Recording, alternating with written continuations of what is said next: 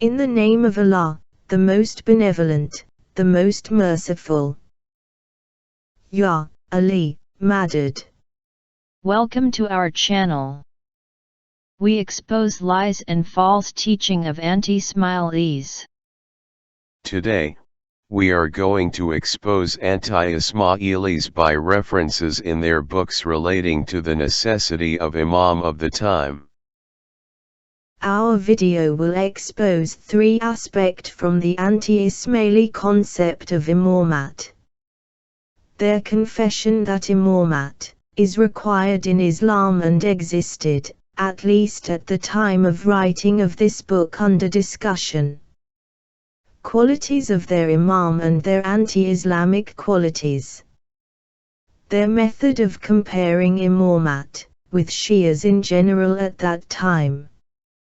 This will help you to understand the centuries of their falsehood. We are discussing the teachings of Al-Nasafi, who was the renowned scholar of 11th and 12th century. He was affiliated with Hanafi school and Seljuk court. Sultan Sanjar ordered him to write a book in 1140 and he complied his order by writing Al-Aqaid Al-Nasafi on beliefs of Islam. This is Alamid period in Ismaili history. This book is considered among the highest authentic book among Hanafi. Many commentaries have been written on this books. Al-Taftazani's commentary becomes the most respected among them.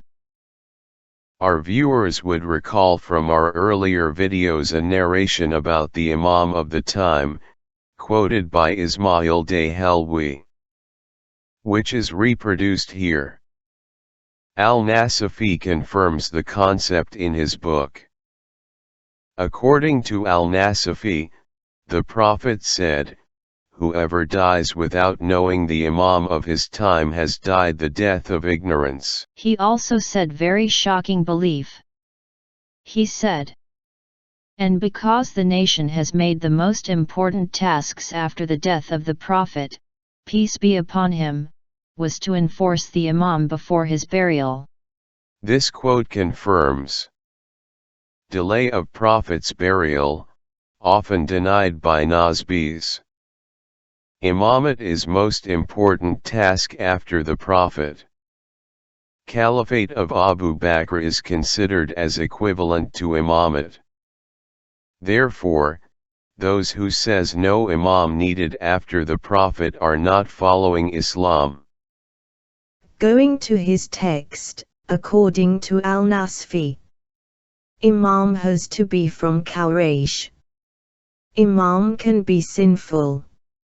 Imam is preferred to have worldly glory and influence.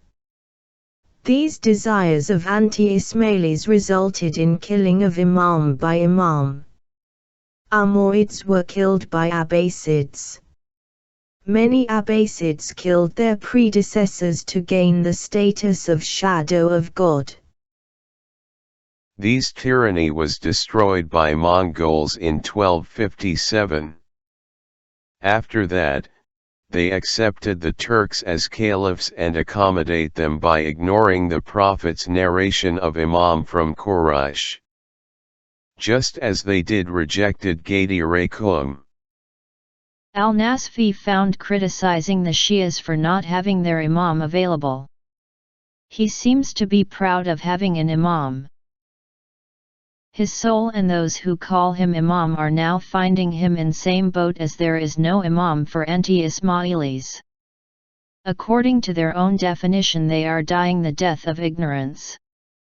Their scholars are nowadays trying to cover up the mess by saying Imam means the Prophet himself. However, they cannot justify the delay of burial of Prophet due to more important task, upon which they were at consensus for centuries. It includes treating the caliphs as shadow of Allah. Their path is wrong as their imamat was imposed upon them by their influential leaders, not by general ummah.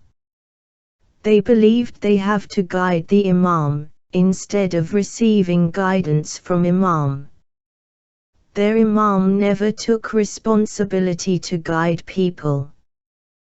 They allowed cruelty as acceptable part of Imamat, whereas Allah do not guide the cruel.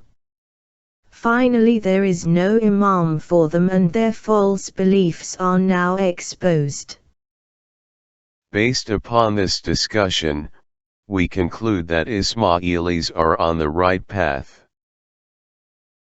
Thanks for watching. Salwat please.